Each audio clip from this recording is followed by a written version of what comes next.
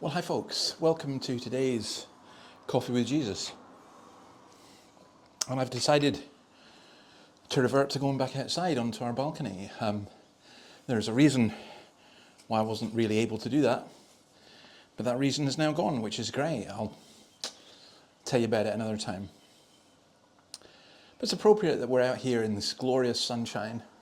We've had a few days of rain and the light is shining, and it's actually quite warm. I feel that I'm kind of overdressed. But it's appropriate because we're on to verse 9. The true light that gives light to everyone was coming into the world, or gives light to every man. The true light that gives light to everyone was coming into the world. It's fairly straightforward.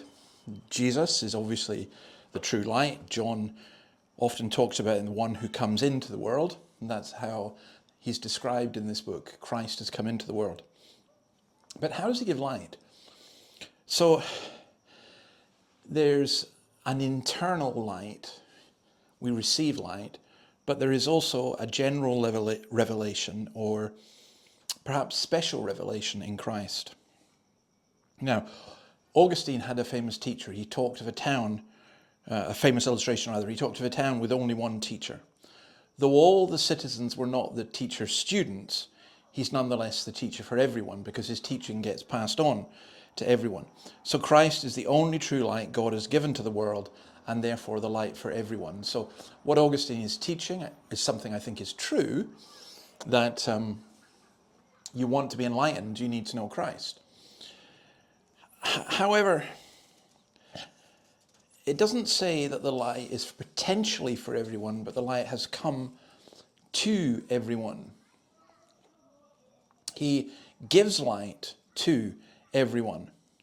So that kind of carries the idea of shedding light upon, of making visible. It's as though the sun shines, and we don't say that the sun just shines upon some people and not upon others.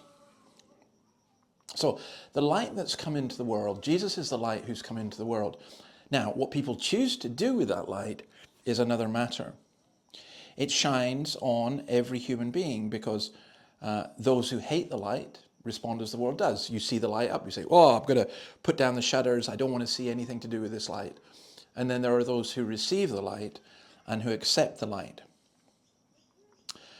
So I would say this, darkness is the absence of light, the absence of Christ. And I would say that we go through great darkness when Christ withdraws from us, or when we withdraw from Christ.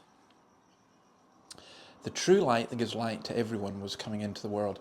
In other words, we don't have a faith that's just like, oh, it's only for the people who are internally have got this secret. We're saying that Christ has come into the world for everyone. And I think we need to proclaim that, and we need to proclaim it with more confidence. He's not just one amongst many gods. We live in a world, don't we, with great, great darkness. And we need to lift up the light and to proclaim Christ and to shine the light in the darkness. So, God bless you. Hopefully see you out here tomorrow. Weather permitting. Bye.